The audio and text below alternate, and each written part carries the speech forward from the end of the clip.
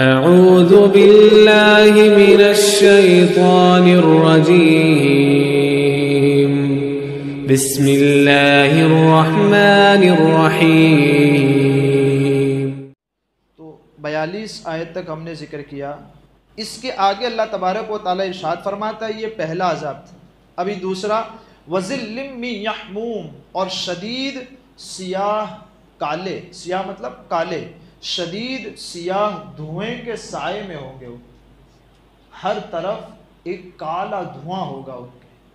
اچھا، دھواں یہ کیا کرے گا؟ دھواں ہوگا، پھر دھوئیں کے سائے میں ہوں گے۔ لا بارد ولا کریم، اور یہ جو سایہ ہے وہ ٹھنڈا نہیں ہوگا اور نہ ہی آرام بخش ہوگا۔ سائے کا کام کیا ہے؟ جو دھوپ کے مقابلے میں بولا جاتا ہے، دھوپ کے مقابلے میں جو بولا جاتا ہے، انسان کو بہت دھوپ لگی ہو تو وہ چھاؤں میں بیٹھ جائے تو اسے سکون مل جاتا ہے، یعنی کہ سایہ ٹھنڈک دیتا ہے، ٹھنڈک کے ساتھ آرام دیتا ہے۔ لیکن اس سائے کا کام جہنم میں کیا ہے؟ قیامت میں عذاب کے طور پر جب یہ سایہ ہوگا، اللہ تعالیٰ ارشاد فرماتا ہے یہ جو جہنمیوں کو جو سایہ ہوگا دھوئیں کا یہ مت سمجھنا کہ یہ آسان دہ ہوگا، یہ آرام دہ ہوگا، یہ نہیں ہے، یہ ٹھنڈک دے گا، یہ بھی نہیں ہے۔ لا بارد ولا کریم، یہ ٹھنڈا بھی نہیں ہوگا، آرام دہ بھی نہیں ہوگا، بلکہ یہ سخت سے سخت تکلیف دینے والا ہوگا۔ جتنی دیر اس میں رہے گا اتنی شدت کے ساتھ گرم ہوتا رہے گا۔ یہ عذاب اس کا بیان کیا جا رہا ہے۔ اس کے آگے ارشاد فرمایا، اس کے آگے پھر اللہ تبارک و تعالی ارشاد فرماتا ہے، انہم کانوا قبل ذلک مترفین وَكَانُوا يُصِرُّونَ عَلَى الْحِنْثِ الْعَظِيمِ وَكَانُوا يَقُولُونَ أَإِذَا مِتْنَا وَكُنَّا تُرَابًا وَعِظَامًا أَإِنَّا لَمَبْعُوثُونَ أَوَآبَاؤُنَا الْأَوَّلُونَ۔ انہم کانوا قبل ذلک مترفین۔ اب یہ جو یہاں پر جو یہ آیتیں بیان ہوئی اس کے بعد والی کیا کہ جو بائیں طرف والے، یہ تو داہنی طرف والے، لیکن یہ اشارہ کر رہا ہوں بائیں طرف والے مطلب الٹی طرف والے، یہ جو بائیں طرف والے یہاں پہنچے، یہاں آئے تو سبب کیا بنا یہاں آنے کا؟ وہ کیا وجہ تھی کہ وہ یہاں آئے؟ گروہ تو تین ہوئے، دو جنت میں جائیں گے، ایک جہنم میں جائیں کہ یہ جو اس کیٹیگری میں پہنچے اس کا سبب کیا بنا؟ کوئی وجہ، ان کا کوئی عمل ایسا تھا، کوئی کام ان کا ایسا تھا جس کے سبب یہ مجرمین میں کھڑے ہوئے؟ اللہ تعالیٰ اس کی وضاحت فرماتا ہے کہ جب یہ دنیا میں تھے، انہم کانوا قبل ذلک مترفین، یقیناً اس سے پہلے وہ خوشحال تھے، اچھی زندگی گزارتے تھے۔ اللہ اچھی زندگی گزارتے تھے تو یہاں اتنا خراب حال ہو گیا ان کا؟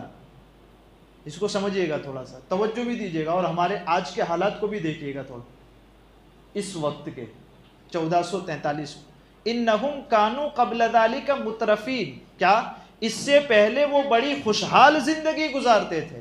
اچھا، پھر کیا ہوا؟ وَكَانُوا يُصِرُّونَ عَلَى الْحِنْثِ الْعَظِيمِ، بس یہی ایک آیت ہلا دینے کے لیے کافی ہے انسان کے ضمیر کو۔ وَكَانُوا يُصِرُّونَ عَلَى الْحِنْثِ الْعَظِيمِ، بڑے بڑے گناہ کرتے تھے اور گناہ پر ڈٹے رہتے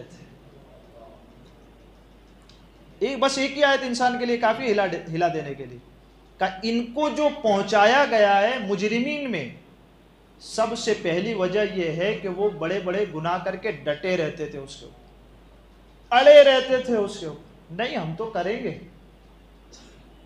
آپ ہم کو سمجھاؤ یا مت سمجھاؤ ہم تو کریں گے، یہ تو چلتا ہوا آیا ہے، ہم تو کریں گے۔ یہ اس کو سمجھیے تھوڑا سا۔ وَكَانُوا يُصِرُّونَ عَلَى الْحِنْثِ الْعَظِيمِ، وہ دنیا میں بڑے بڑے گناہ کر کے گناہوں پہ اڑے رہتے تھے۔ وہ ہمارا تو شوق ہے، بس یہ کھانا ہے تو کھانا ہے، یہ پہننا ہے تو ہم پیسے نہیں دیکھتے پہن لیتے ہیں، وہاں گھومنے جانا ہے تو ہم کچھ نہیں کہتے، بس ہم چلے جاتے۔ أَفَرَأَيْتَ مَنِ اتَّخَذَ إِلَٰهَهُ هَوَاهُ، ان کی زندگی بڑی خوشحال تھی، سب نعمتیں ان کے پاس تھی، لیکن کیا کرتے تھے؟ اپنی نفس کو انہوں نے اپنا خدا بنایا تھا، اور نفس جیسا کہتا آج یہ کھانا ہے چلو پہنچ گئے، وہاں گھومنے جانا ہے وہاں پہنچ گئے، وہ پہننا ہے وہاں پہنچ گئے۔ کہا یہی لوگ ہیں جن کو ہم نے نعمتیں دی تھی، بڑی خوشحال زندگی تھی ان کی، لیکن یہ مجرمین کی کیٹیگری میں کیسے پہنچ گئے اچانک؟ کہا انہوں نے اپنی خواہش کو خدا بنا لیا، جیسا چاہتے تھے ویسا کر ڈالتے تھے۔ قرآن کچھ کہتا اور وہ کرتے کچھ تھے، اور کر لینے کے بعد کبھی گناہ پر شرمندہ نہیں ہوتے تھے، کبھی گناہ کر لینے کے بعد ان کے سر جھکتے نہیں تھے گناہ پر. ہاں ہم نے کیا اور کریں گے.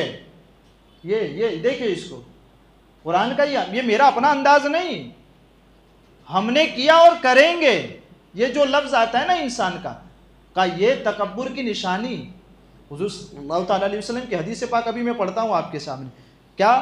وَكَانُوا يُصِرُّونَ عَلَى الْحِنْثِ الْعَظِيمِ, بڑے بڑے گناہ کرتے اور گناہ پر ڈٹے رہتے. ایک چیز. دوسرا وَكَانُوا يَقُولُونَ, اور کیا کہتے جواب میں؟ وَكَانُوا يَقُولُونَ أَإِذَا مِتْنَا وَكُنَّا تُرَابًا وَعِظَامًا أَإِنَّا لَمَبْعُوثُونَ, جب ہم مر جائیں گے, اِذَا مِتْنَا, جب ہم مر جائیں گے, وَكُنَّا تُرَابًا, اور جب مٹی ہو جائیں گے, وَكُنَّا تُرَابًا وَعِظَامًا, اور ہڈیاں ہو جائیں گے, ہماری ہڈیاں بھی گل جائیں گی, مٹی ہو جائے گا جسم. کہتے أَإِنَّا لَمَبْعُوثُونَ, دوبارہ اٹھائے جائیں گے ہم. مطلب دوبارہ اللہ تعالیٰ پیدا کرے گا, اس کا انکار کرتے. اتنا نہیں, اس کے آگے بھی کہتے اَوَ آبَاؤُنَا الْأَوَّلُونَ, کیا صرف ہم اٹھائیں, ہمارے باپ دادا کو بھی اٹھایا جائے. کیسی باتیں کر رہے ہیں آپ, مرنے کے بعد کوئی دوبارہ زندہ ہوتا ہے؟ یہ جواب دیتے. جہنمیوں کا جواب کیا ہوگا؟ آج یقیناً آج ہم اور آپ دنیا میں اس قدر محو ہو چکے ہیں کہ ہم کو اگر کوئی یہ پوچھے کہ آپ کو مرنا ہے, ارے بہت دیر ہے, ابھی تو بال بھی سفید نہیں ہوئے, نہیں کہتے. ارے ابھی گناہ تو کرنے دو, جوانی ہماری گناہوں میں گزار تو لینے دو, پھر آئے گا وقت. نہیں کہتے ہیں کیا؟ تو یہی تو ہے یہ, کیا ہم مر جائیں گے اور پھر مٹی ہو جائیں گے اور ہڈی ہو جائیں گے, پھر اس کے بعد کیا ہم دوبارہ زندہ ہوں گے؟ اور صرف ہم زندہ ہوں گے, ہمارے باپ دادا تو ہم سے بھی 100 سال پہلے گزرے, کیا وہ بھی زندہ ہوں گے؟ یہ جواب دیتے. کہ یہ جواب ان کا انہیں اس کیٹیگری میں لا کر کھڑا کر دیا, اور ان کے گناہوں پر اڑے رہنے کی وجہ سے وہ اس جگہ پہنچے کہ آج مجرمین میں کھڑے. کل بھی میں نے ایک بات ذکر کی, آج پھر دوبارہ دہراتا ہوں. کیا اہل جنت میں پہنچے تو کس سبب سے پہنچے, وہ سبب ذکر نہیں ہوا. آپ نے نماز پڑھی تو جنت میں پہنچے, یہ سبب ذکر نہیں ہوا. ورنہ بتائیں کہ ہماری اپنی زندگی کی کوئی نماز ایسی ہے جس کے اندر ہم نے اللہ تبارک و تعالیٰ کے جلووں میں گم ہو کر کے نماز پڑھی؟ ایک بھی نماز نہیں ہماری تو ایسی. تو مطلب جنت میں جانے کا کوئی سبب بیان نہیں ہوا. کہ یہ پھر جنت میں پہنچا کیوں؟ کہ میرے رب کے فضل سے پہنچا, اس کی فضل, اس کے کرم سے پہنچا ہے جنت میں, ٹھیک ہے. لیکن جہنمی جہنم میں پہنچا تو اس کا سبب بیان کیا جا رہا ہے. وہ کیوں پہنچا؟ ہماری آیتوں کو جھٹلایا, ہماری نشانیوں کو جھٹلایا, پھر اس کے بعد جو یہ گناہ کیے اور گناہ پہ اڑے رہے, یہ چیزیں ہیں جو جہنم میں بندے کو پہنچاتی ہے. اب اس کے اوپر میں نے کہا کہ حدیث پاک آپ کو سامنے پیش کرتا ہوں کہ حضرت عبداللہ بن عمرو رضی اللہ تعالیٰ عنہ سے روایت ہے کہ نبی اکرم نور مجسم صلی اللہ تعالیٰ علیہ وسلم نے ارشاد فرمایا, گناہوں پر اصرار کرنے والوں کے لیے ہلاکت ہے. اصرار مطلب ہٹ دھرمی, اڑے رہنا, گناہوں پر اڑ جانے والوں کے لیے ہلاکت. ہلاکت بربادی ہے, بالکل بربادی. کون کہہ رہا ہے؟ کون کہہ رہا ہے؟ حضور صلی اللہ علیہ وسلم. کوئی شک ہو سکتا ہے؟ بس بات ختم ہو گئی. آج ہم کتنوں ہی دعائیں مانگ لیں, کتنوں ہی جمعہ پڑھ لیں, کتنوں ہی راتوں جاگ لیں, لیکن اگر یہ چیزیں گناہوں پہ اڑنے والی, کبھی خوشحالی نہیں آ سکتی. کہ حضور صلی اللہ تعالیٰ علیہ وسلم کا فرمان عالی شان ہے کہ وہ بندہ ہلاکت کے گھڑے تک پہنچ جاتا ہے. اور اس کے بعد آپ ارشاد فرماتے ہیں, اچھا یہ لوگ کون ہیں جو گناہوں پر اڑ جاتے ہیں؟ آگے ارشاد فرماتے ہیں, اور یہ وہ لوگ ہیں جو گناہوں پر ڈٹے ہوئے ہیں حالانکہ انہیں معلوم ہے کہ وہ جو کر رہے ہیں وہ غلط کر رہے ہیں. یہ چیز ہے, وہ جو کر رہے ہیں نا وہ غلط کر رہے ہیں. انہیں معلوم ہے کہ میں غلط کر رہا ہوں. اگر میں ڈی جے بجا رہا ہوں تو یہ غلط ہے, سنگیت والی قوالی بجا رہا ہوں یہ غلط ہے, شیعوں کا مرثیہ اگر سنی بجا رہا ہے تو یہ غلط ہے محرم کے اندر. یہ کہ حضرت علامہ اسماعیل حقی علیہ الرحمت و رضوان ارشاد فرماتے ہیں, گناہوں پر ڈٹ جانا یہ بہت سے گنہگار مسلمانوں کو کفر کی موت کی طرف کھینچ کر لے گیا ہے. کوئی بات ایسی نہیں کہ جو قرآن نے نہ بیان کی, ہر ایک بات کھول کر کے ہمارے سامنے بیان کی. بس کرنا کیا ہے؟ بس وہی کرنا ہے جس کا حکم دیا. نہیں کیا کرنا جس کا قرآن نے نہیں دیا حکم, اتنا نہیں کرنا.